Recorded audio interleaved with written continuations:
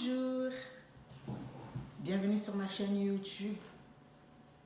Une fois encore, merci pour votre soutien, merci pour votre encouragement. Ça me va droit au cœur et surtout j'espère que vous allez bien. Pour ceux qui sont au niveau de l'Europe, il y a le confinement, c'est pour notre santé, hein, donc voilà, c'est vrai que c'est un peu exagéré, ça peut être fatigant, mais vraiment courage à tous les soignants, à toutes les personnes qui sont en train de prendre soin aux malades et nous qui ne sommes pas malades de pouvoir se rendre compte que voilà, la maladie c'est pas un jeu, mais c'est vraiment notre état de santé qui va être bouleversé, pas seulement la nôtre, mais l'état de santé de tout le monde. Donc, c'était ma petite participation pour encourager toutes ces personnes qui sont en train de passer des journées, des nuits à pouvoir sauver d'autres vies. Merci encore à tous les soignants. Et surtout, protégeons-nous, nous qui sommes a priori en bonne santé. Sinon, voilà. Merci beaucoup. Donc, aujourd'hui, je vais parler d'une histoire qui m'est arrivée ici en France. Mais avant de parler de cette histoire proprement dite, je voudrais d'abord essayer d'expliquer le but de ma chaîne parce que il ne faudrait pas que les gens qui vont tomber sur ma chaîne, qui me connaissent personnellement, commencent à dire mais qu'est-ce qu'elle raconte celle-là? Pourquoi elle vient raconter sa petite vie sur les réseaux sociaux? Non. La vie, effectivement, que nous menons nous enseigne beaucoup de choses et peuvent nous épargner des drames, peuvent nous épargner des choses que nous devrions faire. Et ces choses-là, tellement que on avait fait ça avec jalousie, avec haine, avec l'envie de venger. Du coup, quand tu te dis, waouh, j'avais échappé belle, sinon aujourd'hui j'allais me retrouver en prison, j'allais mettre une personne handicapée, vous savez, quand les femmes se battent, on peut perdre l'œil. Et si tu perds ton œil, tu deviens handicapé. Parce que l'œil ne se remplace pas. On peut mettre un œil, je sais pas moi, d'un animal, je ne sais pas si on met ça, mais c'est juste pour mettre, mais tu ne peux plus voir. Parce que quoi, tu t'es chamaillé avec une personne et du coup, cette personne-là a pris une lame ou un couteau et il te coupe la face. Il y a des gens qui renversent du gasoil ou bien de l'essence et tu te brûles et tu deviens handicapé. Donc, être handicapé, c'est pas voilà, parce que toi tu étais en tort, mais des fois c'est toi qui es parti parce que tu avais tellement une jalousie, une haine envers une autre personne. Du coup, ben, tu peux même ôter la vie, la personne peut mourir. Alors, sur ce sujet-là, donc faisons vraiment attention. La vie que nous menons tous les jours, les colères, la jalousie, surtout la jalousie. Mais la jalousie, ça peut être entre monsieur, madame. La jalousie peut être entre les rivales, entre sœurs, en famille. Il y a beaucoup de choses qui se passent. C'est pas que chez les Blancs, je répète bien, ce que je vois chez les Blancs, moi, il y a certaines choses que j'ai vues aussi en Afrique et on trouvait ça normal. Pendant que le Blanc va te dire, mais ça, c'est pas normal. Ça, c'est de l'harcèlement. Ça, c'est pas normal. Ça se condamne. Chez nous, ça se condamne pas. Il faut dire des choses telles qu'elles sont. Et c'est vrai. J'avais 15 ans, entre 14 et 15 ans, dans ma ruelle, il y avait des femmes qui se sont battues. Bon, il y avait beaucoup de bagarres. Vous savez, en Afrique, les gens se battent et parfois on vient jusque dans la rue, les gens enlèvent les habits, ça roule par terre et tout le monde applaudit, c'est un spectacle. Ça, tout le monde le sait. En tout cas, si dans ton pays, ce genre de spectacle n'existe pas, en tout cas, chez moi, il y en a. Dans mon pays, d'accord? Donc, j'avais entre 14 et 15 ans, deux rivales se battaient. Il faut préciser, c'est quoi les rivales? Celle-là, c'est pas qu'ils sortaient avec le même homme, non. C'était deux rivales, leurs hommes étaient des frères. Donc, ils vivaient dans la même parcelle. Donc c'était des rivales, genre chacun a son nom, mais on est rival quand même. Donc il y avait une jalousie, il y avait une incompréhension, il n'y avait pas de dialogue, c'était une parcelle où il y avait plein de gens. Donc il y avait des belles sœurs, les sœurs de leurs maris, et puis des belles sœurs, les maris des autres frères. Bref, c'était une grande parcelle, une grande famille. Mais dans tous les lieux où il y a des gens, il y a toujours des problèmes. Nous, on ne sait pas, mais un matin, ils se sont battus, les deux femmes. Elles se sont battues. Tellement qu'elles se sont battues, ils étaient juste dans la rue, dans la grande avenue. Et nous tous, on était là, on applaudissait. Et l'autre, quand la bagarre est finie, une a gagné et l'autre a perdu. Bien évidemment, c'est une bagarre. Et tout le monde commençait à applaudir l'autre rival qui a gagné. Ah, la grande, c'est bon, cette femme-là, elle se montre trop, elle croit que c'est quoi, elle n'est même pas forte, regarde comment tu l'as mis KO. Vous savez comment sont les gens, hein? C'est comme un ring de boxe. Donc voilà. On te soutient la sœur et voilà. Celle qu'on a battue, elle a gardé son ego au fond d'elle. Vraiment. Et elle a concocté pendant une semaine comment est-ce qu'elle allait se venger. Parce qu'elle vivait dans la même parcelle toutes les deux. Comment est-ce qu'elle allait se venger? Parce qu'elle n'était pas forte physiquement. Elle s'est rendue compte que je ne suis pas forte. Je ne peux pas tenir tête à cette fille. Mais comme elles étaient rivales, elles étaient dans la même parcelle, il fallait qu'elle se venge. Il fallait qu'elle fasse sa revanche. Parce qu'elle, elle gagnait 1 point et elle avait 0. Et c'était la honte dans le quartier. Et vous savez comment sont les femmes. Et la fille a pris tout son temps pendant une semaine. Elle a concocté une recette de piment. Je ne sais pas si elle avait cuisiné, je ne sais pas. Mais elle a mis ça dans un bocal bien rempli de piment. Et elle a gardé un couteau. Une semaine, je dis bien, une semaine après, elle a pris ce bocal rempli de piment. Elle a d'abord renversé sur sa rivale, celle qu'il avait boxée une semaine en avant. Elle a renversé sur sa face pour que ses yeux ne voient plus. Et elle a pris le couteau. Elle a fait je ne sais pas si c'est une croix, mais elle a divisé sa face. Pour peu, elle touchait l'œil de sa rivale. Donc, c'est à partir de là du front. Et elle a divisé en deux, en diagonale, jusqu'en bas. Pour peu, elle touche la carotide, ben, la dame va mourir. Mais ça, elle ne le savait pas. Elle était tellement en colère, ben, elle a coupé, elle a divisé la face de sa rivale en deux. Et il y avait du sang partout, donc on ne savait pas si c'était du sang, si c'était du piment. Elle a pris la poudre d'escampette, c'est-à-dire qu'elle a fui. Et les autres ont pris l'autre rival qui était en train de crier. On l'a emmené au cabinet médical et on l'a cousu. Et c'est resté comme ça pendant une semaine. Et l'autre rival a dit, ben c'est bon, match au centre, balle au centre, 1-1. Vous vous rendez compte? Moi, à mon âge, j'ai dit, waouh, regardez-moi cette revanche. Elle était grave. L'autre l'a boxé, c'est sûr. Nous tous, on a applaudi. Les enfants, les femmes, les papas, tout le monde a applaudi celle qui avait boxé. Et l'autre, elle avait une colère. Comment elle peut me boxer à ce point? Il faut que je remette, il faut que je puisse faire aussi ma revanche. Et elle a fait. Mais de quelle manière? C'est grave ça. En Afrique, on ne nous explique pas que la jalousie peut tuer, que la rivalité peut emmener à quelqu'un à faire quelque chose de grave. Si nous étions ici en France, cette fille-là allait se retrouver en prison. Déjà, le fait de se battre, c'est déjà un délit.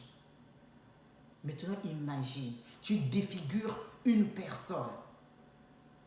Parce que dans ton ego ou dans la jalousie, ben, tu t'en fous. Tu avais tellement la rage. Moi, j'ai pris une résolution à l'âge de 15 ans. J'ai dit, jamais de la vie. je me battrai avec une femme. Pas parce que la femme, j'ai peur des femmes. Non, pas parce que ça sera ma rivale, je vais jamais me battre pour un homme. 15 ans, j'avais. Je n'avais pas encore connu les hommes. Quelques mois après, j'ai connu mon premier homme. J'avais 15 ans.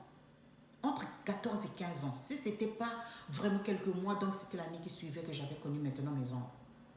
Mais j'avais dit, je ne vais jamais me battre. Pour ça, à cause d'un homme ou à cause de la rivalité, je vais perdre mon œil. Ou bien que je meure ou que je sois handicapée. Pourquoi? Parce qu'à la fin, si on se bat avec ma rivale, ça veut dire que le gars doit me marier coûte que coûte. Mais connaissant les hommes, qui t'a dit d'aller te battre? C'est comme ça qu'elle va te jeter ça à la figure. Qui t'a dit d'aller te battre? Et puis tu n'es pas forte. Et puis ça, ce n'est pas un problème de force ou pas force. C'est un problème de revanche. On ne sait pas. Qu'est-ce qui peut arriver? Si on ne te touche pas toi, on peut toucher ton enfant. Maintenant, imagine cette haine que nous avons. Que ça arrive jusqu'à mon enfant. Ah ben non, là je vais mourir. Ceci dit, j'ai vraiment vu beaucoup des rivales. Je peux pas dire des rivales. Mais quand tu es avec un homme, des fois, ton petit ami drague une autre femme, j'ai vu beaucoup qui sont venus me trouver pour me dire « Et moi, je voulais sortir avec ton mec. » Moi, je leur disais « Vas-y. » Je leur disais « Allez-y. Si tu veux sortir avec mon mec, vas-y. » Si le mec te choisit, va coucher avec lui. Mais jamais de la vie, je me suis battue avec une rivale. Ni aller demander pourquoi tu sors avec mon mec. Jamais de la vie, les gars. Ah, pourquoi? À cause de quoi? Non, tu es Brad Pitt. Tu es qui? Tu es le mari de Beyoncé? Jay-Z? Non, je suis désolée. À cause de quoi on va se battre? De rien du tout. Donc jamais. Et j'ai tenu ma parole depuis 15 ans jusqu'à aujourd'hui. Ça fait plus de 15 ans que je vis avec des hommes. J'en ai eu. Et d'autres qui sont vraiment je peux les appeler des va-nu-pieds. Des vrais coureurs de jupons. Je me suis jamais approchée d'une rivale pour dire pourquoi tu sors avec mon homme. Jamais de la vie. J'ai dit, ça ne vaut pas la peine. Et peut-être qu'en prenant cette décision, j'ai sauvé ma peau. Mais il n'y a pas très longtemps, ici en France, j'étais en couple, moi avec mon bébé. On vivait dans une maison, on était en colocation. Pour les gens qui ne connaissent pas la colocation, c'est-à-dire soit si vous avez 2 chambres, une chambre, il y a des personnes qui vont y vivre, et l'autre, d'autres personnes, vous n'êtes pas de la même famille, et vous côtoyez, vous utilisez les mêmes toilettes, le salon, la cuisine, mais vous payez le loyer moitié-moitié. Et moi, je m'étais retrouvée dans cette situation. J'étais en couple et j'avais mon fils. Dans l'autre chambre se trouvaient 2 sœurs ivoiriennes. Une était enceinte, la grande sœur, elle venait d'Italie. Et l'autre, la petite sœur, elle avait le même âge que moi. Elle est venue droit de la Côte d'Ivoire.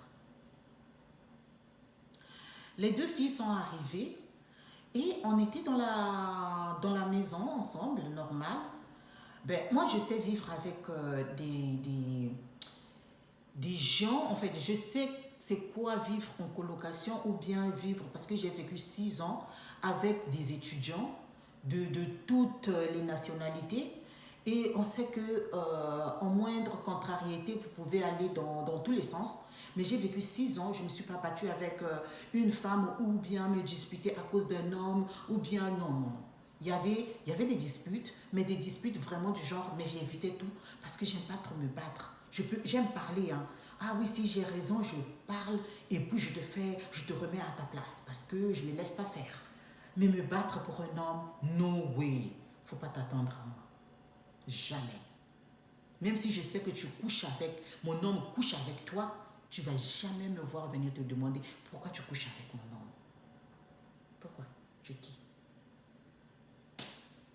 Et cette fille, ça faisait déjà 6 mois qu'elles étaient dans la maison. La fille, la grande soeur, quand elles sont arrivées, la grande soeur est enceinte, elle était enceinte de 3 mois. Donc 6 mois après, la grande soeur est allée mettre au monde. Et vu qu'elle était dans une petite chambre avec sa petite soeur, elle a décidé de prendre une autre maison et donc elle est partie. La petite soeur est restée et elle a pris une autre soeur, toujours ivoirienne, pour vivre avec elle, pour partager toujours le loyer. Parce qu'elle ne travaillait pas, elle venait droit de la Côte d'Ivoire. Pendant ces 6 ou 7 mois, on était plus ou moins normal dans la maison. Elle est musulmane et moi, je ne connais pas comment est-ce que les musulmans prient et rien. Bon, moi, je la saluais normal. Donc, bonjour, si elle parle, si elle ne parle pas, c'était pas vraiment. Je ne m'occupais pas trop de leurs problèmes, je ne me mêlais pas de leur vie, rien du tout. Alors, je ne savais pas que cette fille-là sortait avec mon mec dans la même maison et ça durait 6 mois. Moi, je ne savais pas. Vous allez me dire non, on ne peut pas sortir avec ton mec dans la même maison que tu ne le saches pas. Je vous jure que je ne savais pas que cette fille-là sortait avec mon mec. Je ne savais pas, je ne pouvais pas savoir. Pourquoi est-ce que je ne pouvais pas savoir? Parce que la fille, elle avait un gars qui venait, il était un peu plus âgé. Et ce monsieur-là, elle nous avait présenté ce monsieur comme étant son tuteur. Mais 2 fois, le tuteur rentrait dans la chambre, là où il se couchait. Du coup, on était un peu dans l'ambigu. Est-ce que c'était vraiment son tuteur? Est-ce que c'était son petit copain? On ne sait pas. Bon, ça c'était juste, voilà, une manière. Et moi, mon mec, il me demandait des fois, mais la fille là, est-ce que vraiment, vous savez comment sont les...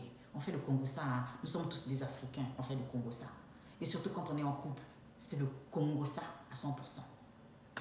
Et donc, le gars me demande, mon gars me demande, mais la fille là, moi je la trouve un peu bizarre quand même. Je dis, ouais, si c'est son tuteur, pourquoi il ne parle pas au salon? Il parle dans la chambre.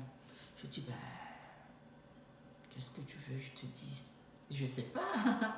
Peut-être qu'ils sont monsieur et madame, mais comme le gars il est un peu âgé par rapport à lui, à elle, et la honte peut-être. Bon, voilà, c'est sa vie. Nous, on ne va pas se mêler, mais n'empêche, on faisait quand même le Congo-ça.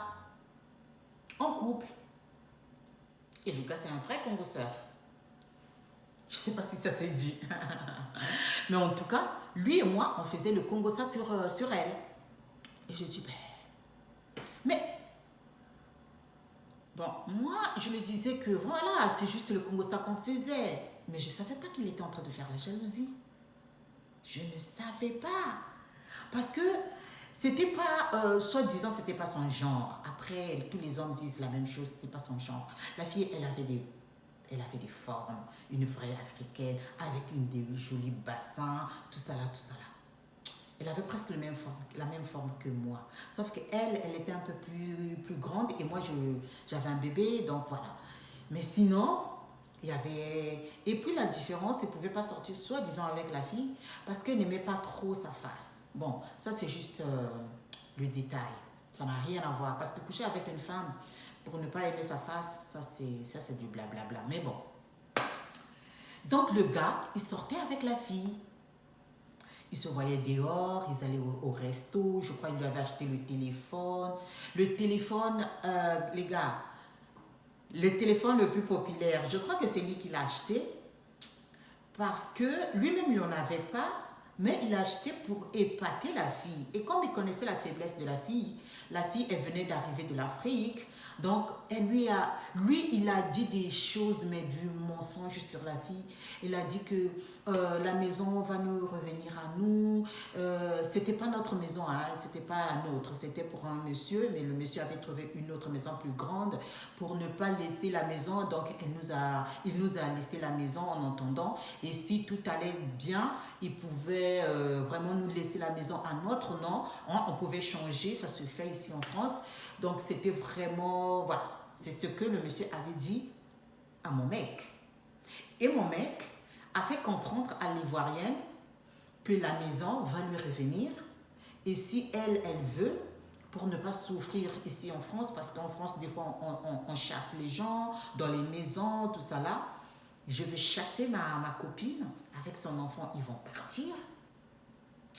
Et puis, je vais te récupérer toi. Et donc, l'Ivoirienne, elle a accepté. Et ça a commencé à sortir. Ça a tellement duré 7 mois, l'Ivoirienne, elle était au bout. Elle dit, c'est pas possible. Il faut que je tue, je vous dis, il faut que je tue cette fille et son fils.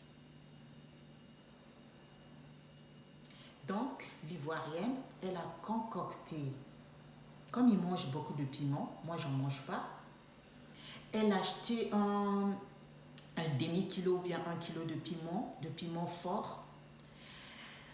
Une fois comme ça, elle est venue à la maison.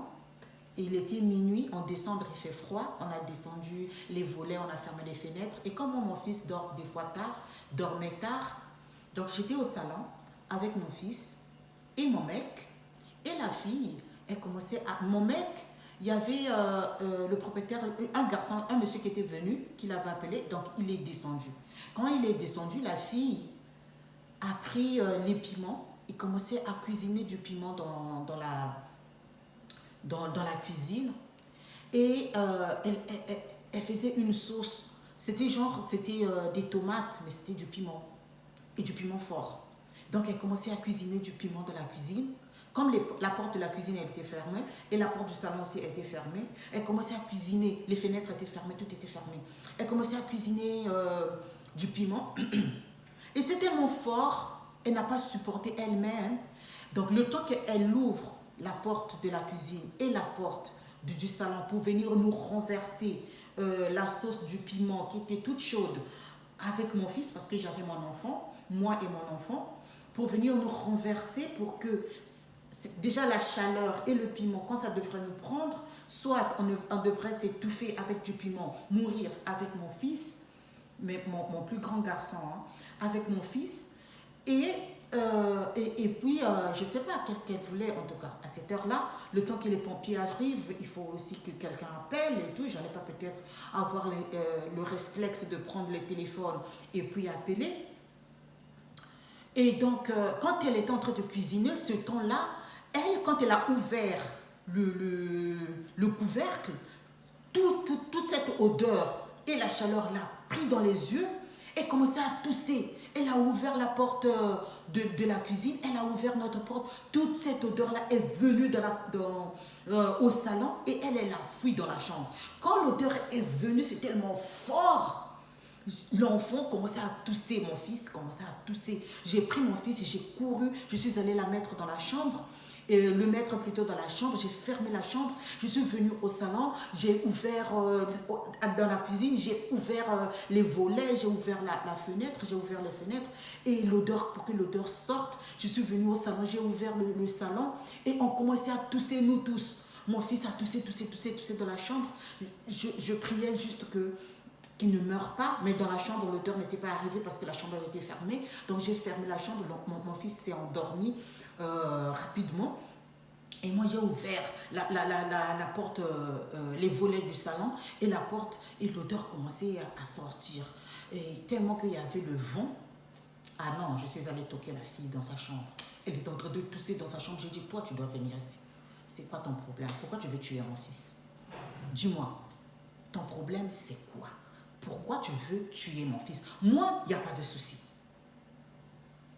Mais mon fils, qu'est-ce qu'il t'a fait? C'est un bébé, il ne parle pas. C'est quoi ton problème? La fille me dit, si j'ai fait ça, Avel, attends, Avel. Je dis, si tu te prends à mon enfant, je vais te tuer avec mes 2 bras. Peu importe la taille que tu as, mais je vais te tuer avant que les pompiers arrivent, avant que la police n'arrive. C'est quoi ton problème? Elle me dit, attends, Avel, attends. En fait, le problème, c'est pas toi. Excuse-moi si j'ai dit, tu vas arrêter tes excuses. Tu vas me dire le problème. Parce que ce que tu as fait, même toi-même, tu as mis ta vie en danger. C'est quoi le problème? Tu t'attendais pas à ça. C'est quoi le problème? Tu faisais cette sauce spéciale piment. Pourquoi? Ou pour te renverser, toi et ton fils, pour que vous partiez. J'ai dit, je pars où? Je vis avec mon mec, toi tu vis ta vie, moi je vis ma vie, c'est quoi le problème? Elle me dit, ben, c'est à cause de ton mec. J'ai dit, à cause de mon mec? Comment ça à cause de mon mec? Mon mec a fait quoi? J'appelle le mec arrive, je dis, viens, monte, parce qu'il y a un problème ici, il veut tuer mon enfant, et moi, je ne sais pas c'est quoi le problème, et la fille dit, c'est à cause de toi. Le mec monte, il était calme, alors que c'est quelqu'un qui est très...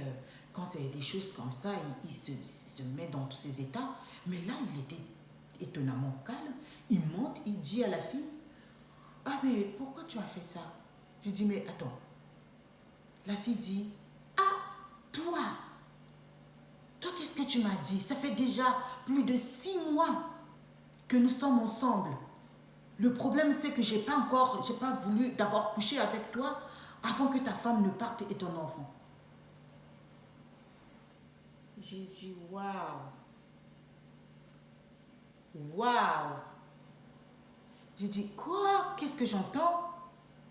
Elle dit, oui, Avel, ton mec là, on est ensemble. J'ai dit, mais qu'est-ce qu'il a à voir avec mon fils? Qu'est-ce qu'il a à voir? Moi, qu'est-ce que j'ai fait, moi? Elle me dit, mais il m'a dit que toi, tu vas partir avec l'enfant, mais ça fait déjà 6 mois, on est ensemble. Que toi, tu devrais partir, mais ça fait déjà plus de 7 mois, ma soeur est partie accoucher. Et j'ai dit, ta soeur était au courant? J'ai dit, je ne te crois pas. Tout ce qu'on a passé pendant 6 mois, je t'ai appris plein de choses. Tu me dis aujourd'hui que toi, tu couches avec mon mec. Elle me dit, j'ai pas encore couché. Mais on sort ensemble, mais j'ai pas encore couché. J'ai dit, qu'est-ce qui me prouve que tu n'as pas encore couché? Donc tu couches. J'ai dit, écoute, laisse mon fils tranquille. Laisse-moi tranquille. Si tu veux vivre avec le mec, devant le mec, je dis, si tu veux vivre avec le mec, vivez votre vie. Si vous voulez faire l'amour au salon, dans la cuisine, dans le couloir, si lui, il veut changer de chambre pour qu'il reste avec toi, faites tout ce que vous voulez faire. Mais nous, par grâce de Dieu, laisse-nous tranquilles avec mon enfant. Donc, tu étais en train de concocter cette sauce de piment pour nous renverser. Mais on devrait mourir. Déjà, la chaleur seulement, elle devrait. Et puis, il est un enfant. Pourquoi? Pourquoi mon enfant? Si tu veux coucher avec le mec, couche avec le mec. Mais laisse-nous tranquilles. Elle me regarde et me dit, Avel, excuse-moi, en fait, le problème. Je dis, non, je m'en fous du problème. Non, mais sérieux. Tu couches avec le mec. Continue de coucher. Pourquoi vouloir venir? Donc, c'est la jalousie. Tu étais à bout, quoi. Il dit que j'étais à bout. Ok. J'ai dit au mec, maintenant que tu couches avec elle et avec moi, est-ce que tu peux maintenant choisir? Parce qu'il faut que tu choisisses. Elle est musulmane, peut-être, bon. Et pourtant, tu es musulman, tu peux vivre avec, je ne sais pas, 2, 3. Oh non, non, non, non, je ne suis pas musulman de ce genre. Moi, mon mec, c'est mon mec. Ok. Donc, le gars, il n'a qu'à choisir. Les gars, je vous dis, ça s'est passé comme ça. Je ris aujourd'hui, mais je me suis rappelé de l'histoire de la dame. Parce que si je me battais avec la fille pour le gars, je ne sais pas ce que la fille allait faire après. Parce qu'on vivait dans la même maison. Donc, il fallait que je calme les choses. C'est-à-dire pour moi et pour mon fils. Parce qu'elle peut tuer mon enfant, elle peut me tuer, elle peut faire quelque chose de mal. Si elle ne me tue pas, parce que si elle me tue, elle va aller en prison, c'est sûr. Mais si elle par exemple, elle m'arrache l'œil, ou bien elle fait du mal à mon fils. Donc, je me suis dit, il faudrait que je ne rentre pas dans sa jalousie. Il faut que je calme les choses. J'ai dit au gars, donc tu couches avec elle. Oh, il commence à pleurer, c'est un mytho, le garçon. Un mytho, un vrai vampire. Il commence à pleurer. Ah, la fille là, elle est venue bousiller mon mariage. Mais comment tu es mauvaise comme ça? Vous les Ivoiriennes, vous êtes des mauvaises comme ça. Pourquoi tu mens comme ça? Moi, je t'ai jamais dragué. Oh mon Dieu, mais pourquoi? Pourquoi tu viens faire ça? Pourquoi tu viens bousiller mon mariage? Mais moi, je peux pas sortir avec toi. Pourquoi? Où est-ce que je vais te mettre? Où est-ce que je vais te mettre? Elle a tout inventé. Il faut montrer si tu as des preuves. L'Ivoirienne dit, ah bon, maintenant c'est comme ça que tu me parles. Ok. Il faisait tard. J'ai dit, ok. Tu sais la fille, que tu sortes avec lui ou pas. Je sais que c'est un coureur de jupons. Ça, je le sais. Il a l'air comme un prêtre, mais c'est un coureur de jupons. Mais si tu couches avec lui, franchement, mettez-moi hors de ça. Même dans la maison, nous sommes là, couchés ensemble. Je vous jure, je ne veux pas vous déranger. Au contraire, je peux même jouer les arbitres. C'est-à-dire, vous couchez ensemble et je vous note. Même si c'est au salon, vous couchez devant moi. Faites. Peut-être que vous êtes faits l'un pour l'autre. Qui suis-je pour venir vous diviser? Moi, je ne me battrai jamais avec toi. Jamais. Tu sais pourquoi? Donc, je devrais me battre avec toutes les femmes qui couchent avec dehors. Et c'est pas possible, j'ai pas cette force-là. Si tu veux coucher vraiment avec le mec, si tu l'aimes vraiment, continue. S'il veut le gars déménager de ma chambre pour rentrer dans ta chambre, faites. Mais de grâce, laissez-nous tranquilles. Jusqu'au moment où nous allons trouver quelque chose pour que j'aille avec mon enfant. S'il te plaît. La fille s'est calmée. Et heureusement, j'ai parlé comme ça. Vous allez me prendre pour une lâche. Je préfère être une lâche. Mais c'était ma vie ou la vie de mon fils qui était en danger. Parce que le gars, il peut te faire du mal. La fille peut te faire du mal. Tu ne sais pas. Tu ne connais pas les monstres avec qui tu es. C'était en hiver. On ne peut pas chasser les gens comme ça. On ne peut pas appeler la police. Parce qu'on était plus ou moins dans l'illégalité dans la maison. La fille venait d'arriver de la Côte d'Ivoire. Elle avait fait l'asile. Donc, bref, il y avait beaucoup de choses. On lui a vendu un rêve. Bon, voilà. Il fallait quand même trouver un point d'équilibre.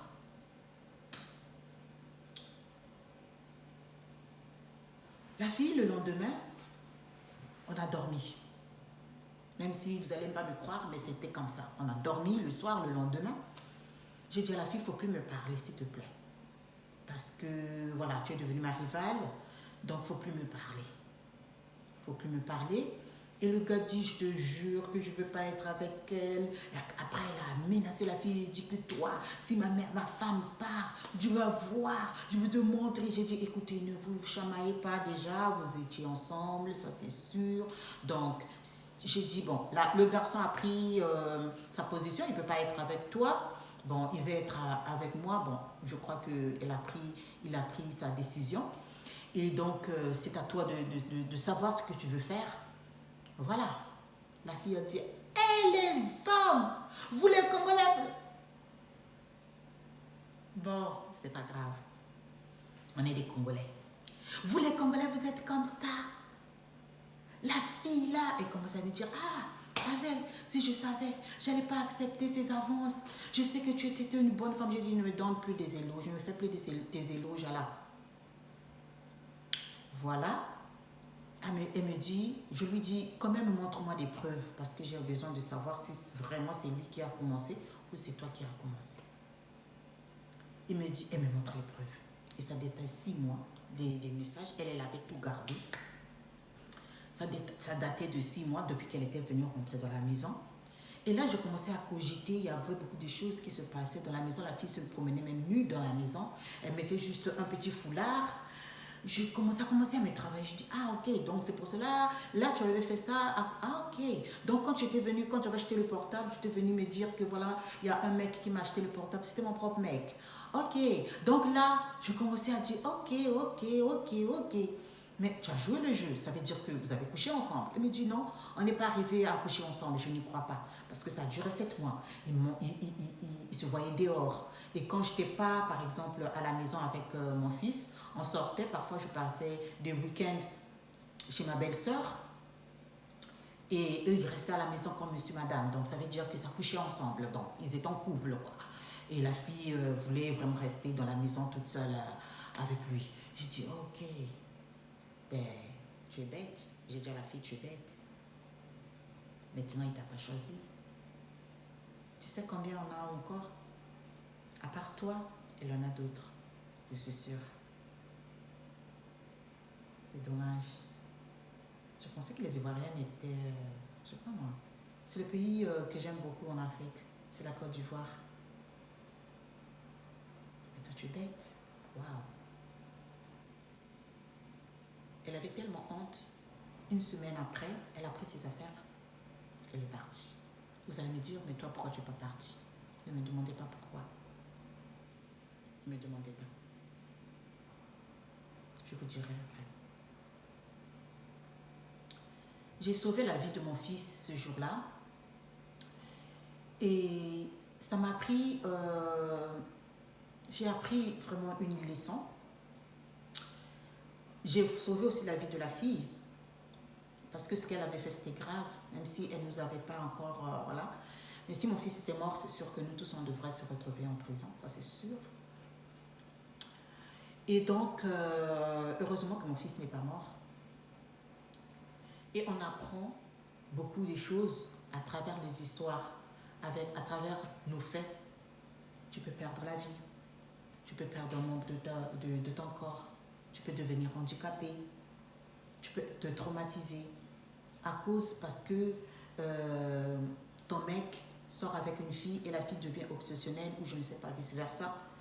Et toi, tu te retrouves dans une situation où tu ne voulais pas. Il faut d'abord apaiser les choses.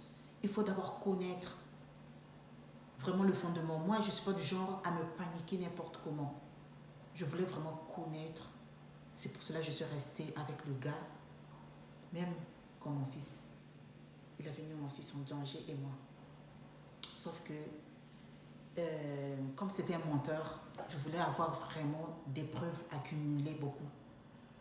Je ne suis pas partie parce que c'était une vraie première crise. Mais au bout des autres crises, là, je suis partie et je me suis sauvée avec mon enfant. Merci beaucoup de m'avoir écouté, les filles, les garçons. Il y a aussi des femmes qui sont dangereuses, des hommes qui sont dangereux. Il y a beaucoup de femmes qui meurent, qui meurent de soucis parce que leur homme les a trahis. Parce que la femme qu'il est parti trouver lui fait la misère. Il y a des femmes qui se suicident, il y a des hommes qui se suicident, il y a des femmes qui tuent des rivales pour rester avec l'homme. C'était pas mon cas. J'ai échappé belle. Je voulais partager cette histoire parce qu'il y a plus grave. Ça, c'était pas encore grave. Il y a plus grave. Mais je suis en vie. Et je ne suis pas traumatisée. Non, au contraire, je suis sortie plus forte. Merci beaucoup. Prenez soin de vous. Et à la prochaine. Bisous. Ciao.